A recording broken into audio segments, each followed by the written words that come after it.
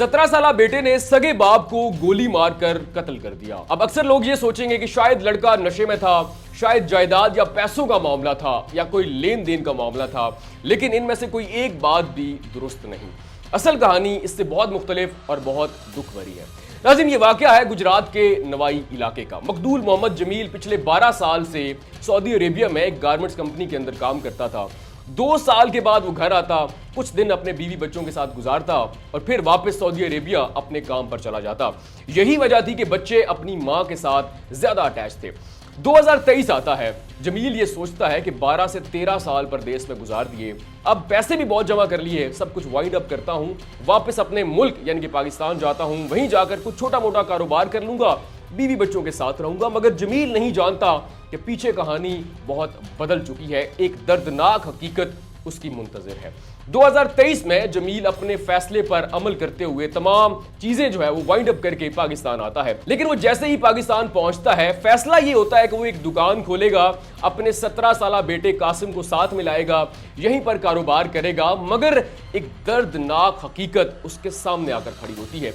जहां जमील को यह पता चलता है कि उसके बच्चे उससे ज्यादा अपनी मां के साथ अटैच हैं, वहीं पर उसे यह भी मालूम होता है कि उसकी बीवी किसी और शख्स को पसंद करती है, उसके साथ राब्ते में है।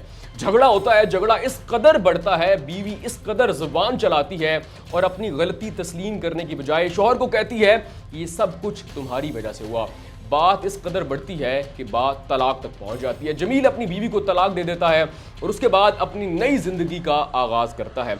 उसी इलाके में एक दुकान लेता है, कपड़े का काम शुरू करता है, सिलाई कढ़ाई करता है, कपड़ा लाता है, फरोख्त करता है। इसी दौरान वो दूसरी शादी कर लेता है, जिंदगी वापस नॉर्मल होना शुरू हो जाती है। वहीं दूसरी जानिब पहली बीवी जो है वो भी दूसरी शादी कर लेती है उसी शख्स के साथ जिसको वो पसंद करती थी। मगर यहां पर मसला है कासिम का, जो कि 17 साला बेटा है उस औरत की पहली शादी से, यानी कि जमील का और उसकी पहली बीवी का बेटा। उसका अपने सुतेले बाप के साथ रोजाना जो है वो झगड़ा होता है। मां हमेशा बेटे की साइड लेती है, झगड़ा बढ़ जाता है। 3 सितंबर सुबह सुबह कासिम का अपने सुतेले बाप के साथ दोबारा झगड़ा हो जाता है।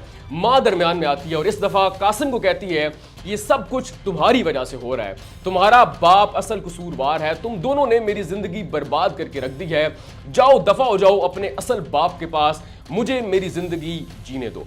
अब ये जो बात है वो कासिम के दिल में तीर की तरह खुप जाती है।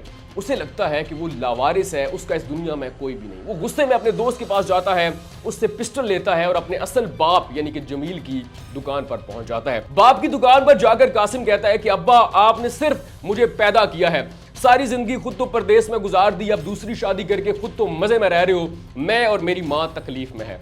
बाप कहता है कि तुम्हारी मां असल कसूरवार है, ना वो किसी और को पसंद करती, ना मैं उसे तलाक देता और ना हम सब की जिंदगी बर्बाद होती।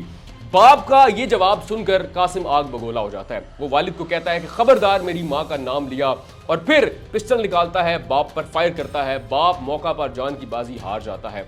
बाप को मारने के बाद कासिम फरार हो जाता है। मगर जमील के भाई की मदय्यत में मुकदमा दर्ज होता है, कासिम और उसकी मां नामजद होती है, बेटे को गिरफ्तार कर लिया जाता है, वो एतराफ़ जुर्म कर लेता है। लेकिन कहानी इतनी सीधी और सादी नहीं है।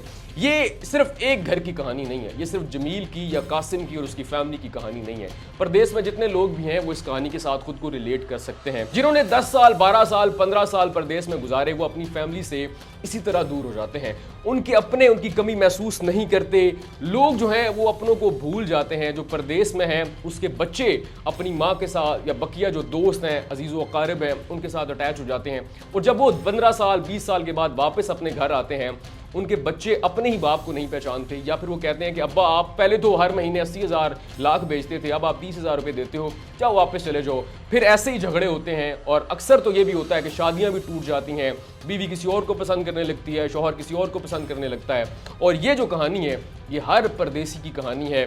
तो बहुत सारे लोग तो ये भी कहते हैं कि जब रिश्ता आए ना, अगर कोई शख्स ये कहे कि मैं निकाह करने के बाद अपने बेटे को बैरून मुल्क भेज रहा हूं, तो उसको खबरदार अपनी लड़की दो, क्योंकि मामला फिर यही रहेगा कि लड़का परदेश में 10 साल गुजारेगा, लड़की यहां पर इंतजार करती रहेगी और बिलाखिर सिर्फ झगड़े होंगे। औलाद अपने बाप को नहीं पहचानेगी, बाप अपनी बीवी और बच्चों से इस कदर दूर हो जाएगा कि साथ रहने के बावजूद ये दूरियां खत्म नहीं होगी। आप इस कहानी के बारे में क्या कहते हैं? और अगर आप परदेश में रहते हैं या फिर परदेश गुजार कर वापस अपने वतन आए हैं, तो आपकी क्या राय है? क्या परदेश में इतना अरसा ऐसा अपनी फैमिली के बगैर रहना चाहिए? गो के रोजगार के बहुत सारे मसाइल हैं, रहना पड़ता है, मगर इस सब का हल आपके नज़दीक क्या है? अपनी राय कमेंट सेक्शन में लाजमी दीजिएगा।